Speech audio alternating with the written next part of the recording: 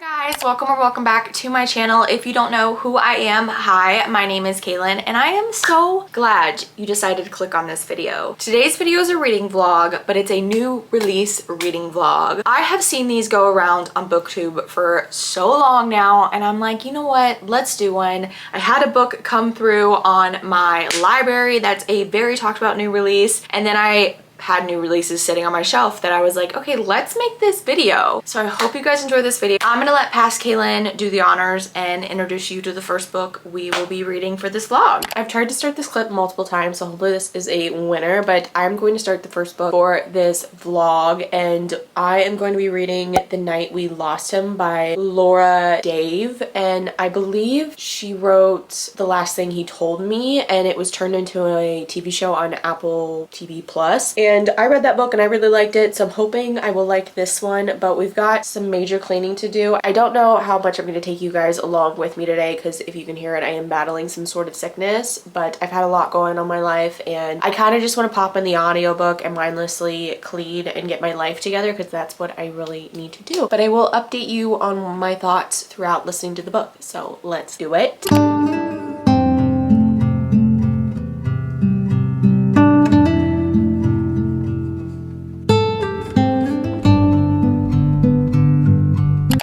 I've been listening to The Night We Lost Him, and I don't know how many hours into this I am, but I have 3 hours and 15 minutes left. So I'm 50% of the way through this book. And what this book is about, you're following this woman named Nora, who is a kind of like an interior decorator type person. And she's meeting with this client who ends up being her estranged brother's fiance. Her brother kind of set this whole thing up because she doesn't want to have contact with her brother, or she doesn't care to have contact with him. And they share the same father but not the same mother. Her father is a very established man. He's had multiple marriages, he's got multiple kids, so not a normal upbringing. She doesn't really talk to her father a lot, but they're being brought back together because her father has suddenly died. He died at his home in California. Basically, he walked off or fell off the cliff because the house is set on a cliff, and both her and her brother are kind of like not buying it because if you own a house, you know, especially a house like that that is set on a cliff, you know where to walk, where not to walk. And they're saying like even at his drunkest, like sleepiest state, he would know not to go near there. So they're thinking something more happened, and so they're on a mission to kind of find out what really happened to their father, and it's bringing them together. And I like it. The thing with Laura Dave, I think that's the author's name, and her books is they're not exactly like thrilling. They're not really twisty, I don't think. They're more like mystery entertaining, I would say, but it's done very well. They're very easy to read. When I go into the thriller, I want something psychologically twisty, but with her books, I've always enjoyed myself because while they're not that, there's something else to them. And I can't even explain it unless you've read them, but I really liked her first book she came out with, and I'm really liking this book a lot. They're very short books. Like her other book I think was just under 300 pages or something like, or maybe it was just above 300. It was very quick read. I read it in a day, I remember. In this book, if I had it physically, I probably would have read it in a day, but the audiobook is going very quickly. And in this book, I should say, you're following not different POVs, but different timelines. You're going back and forth between when her father was young and then present day. And you're only getting the father's POV and Nora's POV so far. But yeah, that's all I have to say about this book. I'm hoping to finish it pretty soon, but I'm gonna take a break from this book and I might pick up our physical book maybe in a little bit, which when I do, I will tell you more about that. But I have to finish the current physical book I'm reading before I do that. So I will see you guys very soon. Hi friends, I'm here because I finished a book. Also, we have a new friend here.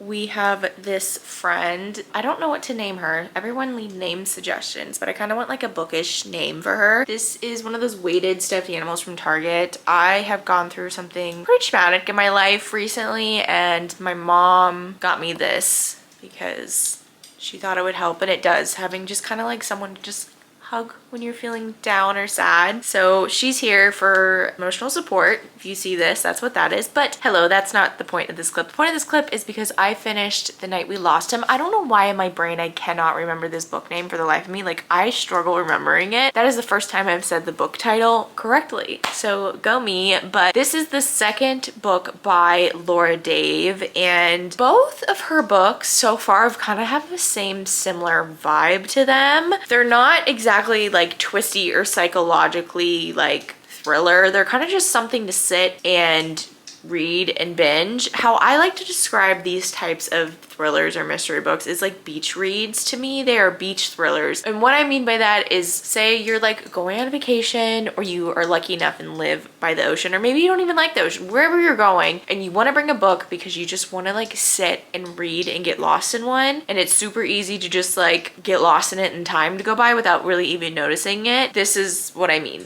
That's what I mean by like a beach read. So this is definitely a beach read for me. Very fast paced, very quick.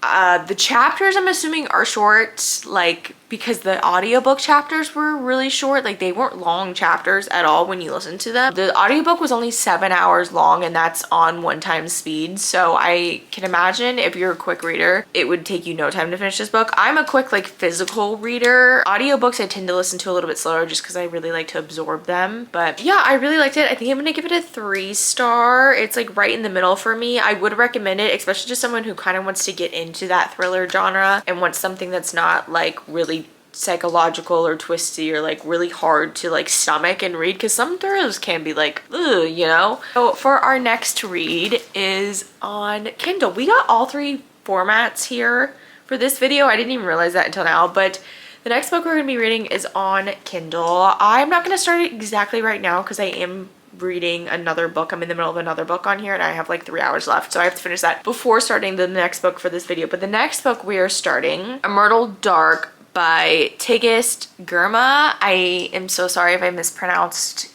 the author's name. All I know about this book is it's a vampire book. That's all I know, and that's kind of all I want to know. So we'll be starting that pretty soon. So when it's time to start that, I will come back.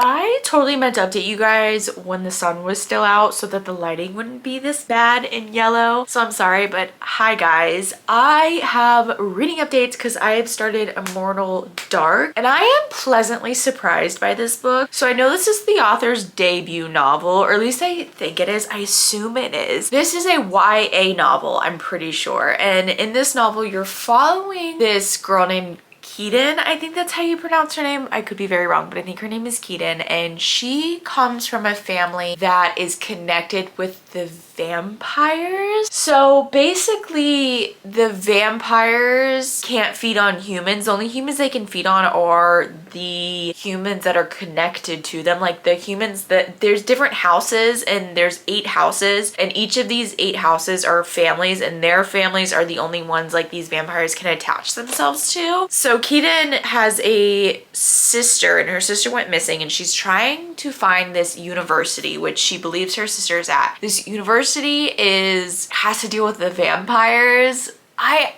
Listen, I am trying to understand this book. I'm only 12% in, so like I don't have it all together, but I have like the main plot down about how like she has been invited to this university, and she has been looking for this university, but she hasn't been able to find it because only people who have been accepted into this university can find it, or who have gone. She wasn't gonna go at first, but her house was gonna be inherited by this certain vampire that she thinks has to deal with her sister's disappearance. She goes and she finds out she has to live with this said vampire in her family's house. Now, she doesn't have any remaining family. Like, she's the sole person to inherit this. Basically, if she didn't take this deal, in 28 days the vampires would get this house, but she has taken the deal, so she has to go through this school, and if she fails, the vampire basically has the right to kick her out, and then 28 days it's his. So that's what I'm understanding, but there's a mystery to it because you're trying to figure out like what happened to her sister, because her sister just disappeared. I want to say people have said this is Cruel Prince meets Ninth House, I think is what it was described as. I'm not really getting Cruel Prince yet, but definitely Ninth House vibes. I've never read Ninth House, but I know Ninth House is like a dark academia, and this is very much feeling like a dark academia. I am loving this because the chapters are so short, and I love short chapters. It's very easy to read, but it's interesting, and I've never read something on a take with vampires like this, so I'm very interested to see like where that goes. That's basically all I know. Hopefully that's not too confusing for you guys. It probably is. I will leave the book linked in the bio so you guys can go read the synopsis for yourself, because I probably missed a couple things. And there's something else I want to say, but I don't know if it says it on the back of the book, and I don't want to say it because I don't want to give it away because it could be a potential spoiler. But you find out very like on the first page, so maybe not. So I guess I should add that Keaton murdered someone, and she is set to go on trial in 8 months or 8 weeks, one of those two numbers, but she's set because she killed this person because she believed this person had information on her sister, and that's how she believes this vampire that she's now living with has to do with her sister's disappearance, because that's what this person said that she killed. So yeah, there's that. Like I said, I'm only 12% of the way through it, so I can't really confirm or deny, but I feel like this book could be a solid like high rating if all goes well, and I'm very curious. I want the special edition, or I don't even know if it's special edition. I think it's just the first edition with the sprayed edges. It says something on the sprayed edges, and I'm not really too sure what it says, so we're gonna look it up together. It says, no soul can enter without an invitation. It's gonna be a trilogy. Oh, do I get this? It's $14. I bought the book. I gotta go get ready for bed. I'll update you guys when I have more updates on this book. I'm recording on my DJI pocket camera, so I hope it's okay. I can't really see myself, but hello guys. I have some reading updates. I was just listening to the audiobook of Immortal Dark while I did some editing on my iPad. I've been loving editing TikToks on my iPad. I don't know why, it's so random. I got Final Cut Pro on my iPad. Besides the point. Yeah, but actually I was about to actually open the book up and have my nightly sweet treat. By the way, this is one of my favorite flavors. It's the Chobani Flip. This is the cookie dough one. It's so good. Have some updates. First off, I have a little book haul. Very random, but I have a book haul. I got 3 books. Well, 4. One's coming. The one hasn't released yet. I got the special edition of Beach Read, but I got The Match by Sarah Adams. I think this is one of her older books. This was just revised and expanded. I don't know. All I know is that it has a golden retriever on the cover. I feel like I never see golden retrievers. They're either like doodles or poodles or some sort of mixed breed. Anyways, and she works for a service dog company, and she like matches families with service dogs, which I think is so cute. Fun fact about me is I wrote my junior research paper on pilot dogs, and I like love that program so much, and I would love to eventually work with them somehow. Anyways, that's basically the reason why I bought this. The next book I bought was The Nightingale, because I've heard so many good things about this book. Kristen Hanna is an author that I have been wanting to read more from. I read Firefly Lane years ago. Loved it. That book yanked my heart out, stomped on it, put it back, yanked it out again. Like, oh my god, I felt every emotion with that book, and I loved it. So this one I know gets people, so I'm really excited to see how I get along with this book. And it's a historical fiction. Me and historical fiction aren't usually don't get along, but I'm thinking I'm gonna get along because I really like Kristen Hanna's writing. With that, I did buy Immortal Dark, the physical copy. As I last talked to you guys, I think I was debating it, or maybe I told you guys about it. But it has these stencil edges that says no soul can enter without an invitation. And it's just got like red marbling. And then underneath, ignore my handprints. I wish they made book material that didn't show like handprints. So it says seek mind above blood. And if you must bleed, use it as ink. It's got this, and then these are just what the end papers look like. So I've been reading this. I'm now on chapter 26. So I'm like this much in it. I'm like 30-something% of the way through it. The thing with this book is like it is interesting. Like the premise of there being vampires and them living among humans, but there's the only way they can like feed is if it's off the family that they are supposed to be like in line with. I think is a very interesting concept, and learning about the world is interesting. However, with this one, I just feel like I'm 30% in, and I feel like I've been reading this for so long. Like, the story hasn't really moved along as much as I would like it to, but I'm hoping it picks up from here on out because we're going into that 50% mark eventually. So I don't know, like I am loving it, but it just takes me a minute to like get into it and like want to pick it up. But I'm interested to see what all this is about. So that's basically all the reading updates I have. I'm gonna have my snack and read. I just want to give you guys a quick little update. So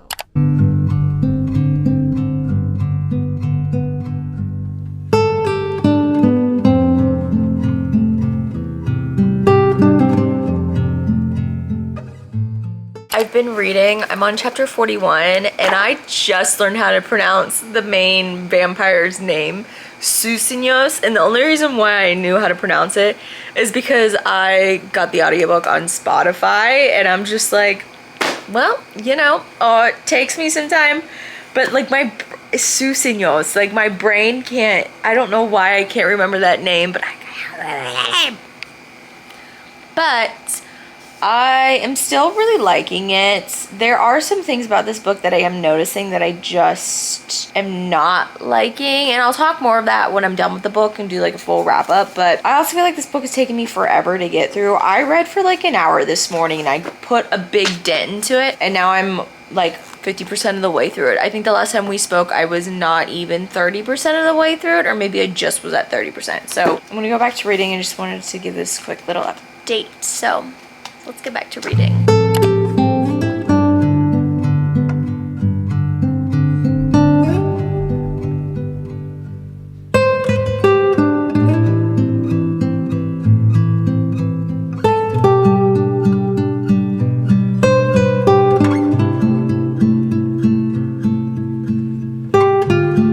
I just finished Immortal Dark, as you guys saw, and I wanted to give you guys my thoughts and my rating. So this book was a pleasant surprise for me. Like, I knew I was gonna like this book. I wasn't sure how well I was gonna like this book, but I did really like this book. There are a couple things in this book that I was like, First off, I don't think this book is young adult. I think this book is definitely new adult, or as I would call it, new adult. Also, at times this book felt a little choppy. Like, some of the scenes weren't exactly flushed out. Like, we'd be doing something and then it's like, bam, we switched to like a completely different day, a completely different scene. I'm like, well, what happened like in between there? Like, some parts didn't flow as well as I would like them to, and also some of the characters weren't really exactly flushed out, so it made stuff kind of confusing, and the whole world was kind of confusing too. Like, I wish that was explained just a teeny bit better, and like how it all works. Kidon seemed very spontaneous, and like she didn't think her actions through, because we didn't really get a thought process with her with some of this stuff. She would just do something and you're like, well, why did you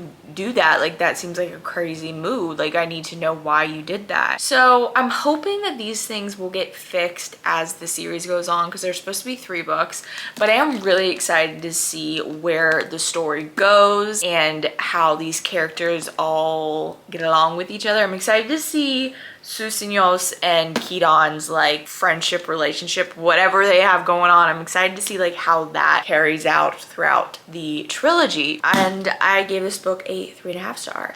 So for the next book, you can hear my voice cracking. I'm really tired. This is so sad, you guys. It's not even 8 p.m. and I'm like so tired. The next book we're gonna read, and the last book for this vlog, is Phantasma. I have been hearing nothing but great things about this, and this is a newer release, so I have to read this. This is also on Kindle Unlimited, so I have it downloaded on my Kindle because I'm sorry, I'm not laying in bed reading this chunker, and I'm not gonna be carrying this thing around with me. I will update you guys as soon as I can on this book. I am gonna start it tonight, but I probably won't update you guys until, I don't know, probably Tuesday, because I have a very busy day on Monday, so I don't even know how much I'll be reading. Come back with updates.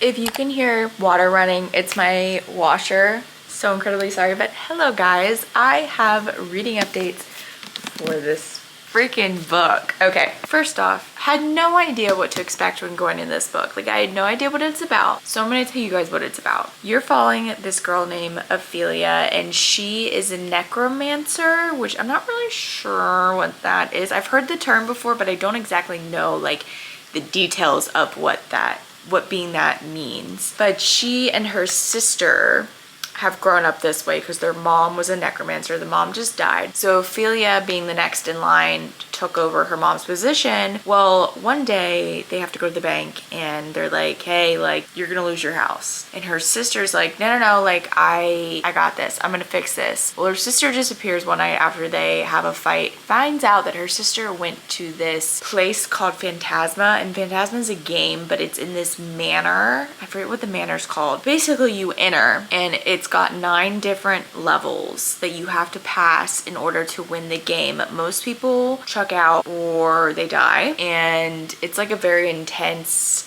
game, and it's run by the devils. So Ophelia doesn't know if her sister's in there or not. Like, all the clues are pointing towards she's there, but she's not sure. No one can really tell her. So she decides to join the game. And one of the first days there, she meets this phantom, which is kind of like, think Danny Phantom. Okay, I know what he looks like. I've never seen the show, but I understand what he looks like. So like a phantom, like he's not exactly a ghost, but he's not exactly human. He's like somewhere stuck in between. And his name is Blackwell. Basically, she makes a bargain with him to kind of have him make sure like she passes 7 levels. So how it works is you cannot leave the area you're assigned to until you pass 7 levels, and then you are allowed to like leave and kind of explore. So he's guaranteed like, hey, you'll pass all these 7 levels and then you'll get to go see if like your sister's really here if you help me find A, B, and C. I'm not going to exactly say what it is. So that's basically what it is, and it's very cool. The concept being in a manor that is shaped after the 9 levels of hell, I'm pretty sure is what it is. So I am 40% of the way through it. I'm on chapter 21. Currently, she just did the 2nd level, which was Lust. So she's about to go into the 3rd level. And it's pretty interesting. It's very quick to read. Last night I sat down and I read like the first 150 pages in a breeze, which is not normally like me. I'm a steady reader. I'm not a slow reader, but I'm not like a super fast reader. But I'm like right in the middle. So I read that. I even took my Kindle with me today to work. That's basically that. I'm about to sit down and read some more of this because I would love to get this done pretty soon. This book has 490 something pages into it. 92 pages. Oh, I guess I should say our main character has OCD. I don't think I've ever read a book with a main character that has OCD. And it's kind of nice to read from a character that has OCD because I have OCD. I was diagnosed with OCD when I was little. So it's very refreshing to read a character that I can really relate to. So there's that. I'm gonna go read. So I'll see you guys soon.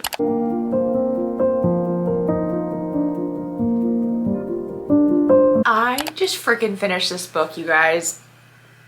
5 stars, first off. Okay, this was a fun time, and this is kind of what I need. Whenever I'm feeling a little low with reading, I need something like this to kind of ignite me back into the reading world, and this just did that for me. Like, I am excited to pick up another book and have this feeling again. This is such an easy book to binge. I'm gonna tell you that right now. If you're looking for a book to get lost into that's really easy to understand the world, connect to the characters, fall in love with the love interest, this is your book. It's so easy to do that, and it may look like a chunker, but it flies by, let me tell you. The whole time reading this book, I thought this book was gonna be a series in my head, okay?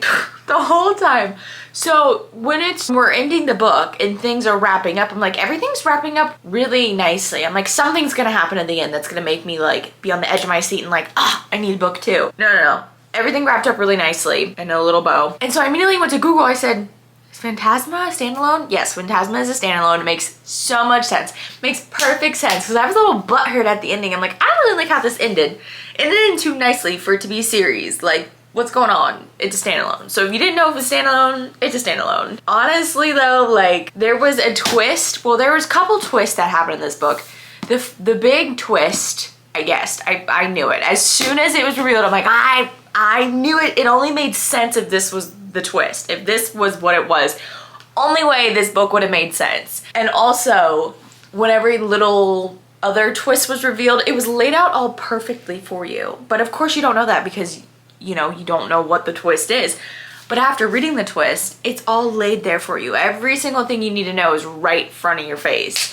And I kind of like that. though, because when you read the twist and it all clicks, you're like, ah, so that's why this happened and that's why this is called this one and this makes sense and da da da da. I really liked it. I loved the whole concept of this. Like, there being a manor called Devil's Manor, and you can enter, contestants can enter, but you have to go through the 9 levels of hell, and only one of you can get to level 9 and only one of you can win. I really like it. Like, I really love it. I think that's a really cool concept, and with everything in here, it was just so cool, and I really liked it a lot, and I need more books like this in my life. There is smut in this book, FYI. I'm sure everyone probably knows that by now, but yeah, this book is spicy. I don't tend to really like smutty books, so my spicy is probably different from your spicy if you read smuttier dark romance books. I've never really read a dark romance book. I think this is considered like a dark romantasy. Is that what this is considered? Because yeah, I would say so, but also I've never read a dark romance book because I tend to stay away from that genre. I'm trying to think if there's anything else. Oh. Our main character has OCD, like I mentioned. I really loved the rep of OCD. It was kind of a nice take on OCD. So in this book, Ophelia has this voice in her head. She's called it the shadow voice. And that's like basically her brain, like her OCD telling her things. And I have OCD. I've said that multiple times in this vlog. So it was really refreshing to read that. And I was able to connect with her on that level. And some of the things that like OCD, I feel like is different for everyone who has it. Most of us who have OCD can relate to one another, but it's, I think, a little different for each one of us. But yeah, it was really nice to read a main character that had OCD, and it was really nice to feel like I was being seen just a little bit. There you have it, folks. We have now come to the end of this reading vlog, and I wanted to do a little bit of a recap of what I read for this vlog. So the first book I read was The Night We Lost Him by Laura Dabe, and this was a thriller, and I listened to it via audio, and I believe I gave it a 3-star.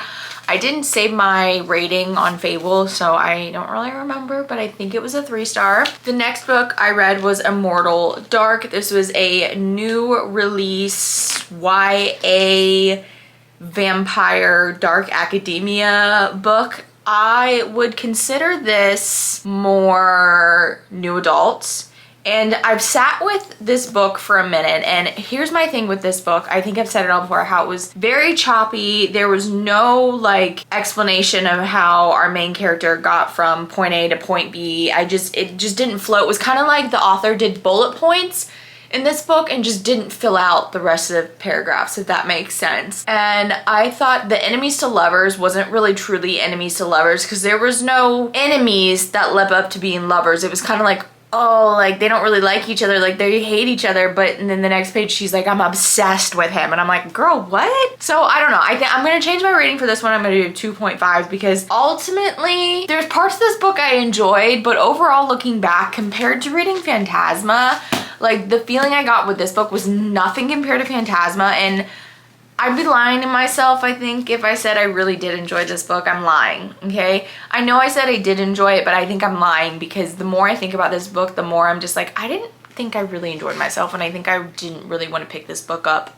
a lot of the times. So we're gonna change our rating to 2.5. Next book, Phantasma. I just talked about this book. I'm not going to reiterate my thoughts, but 5 stars. Love this. So that is it for this video, you guys. I hope you guys enjoyed it. Let me know your thoughts and feelings on these books if you've read them.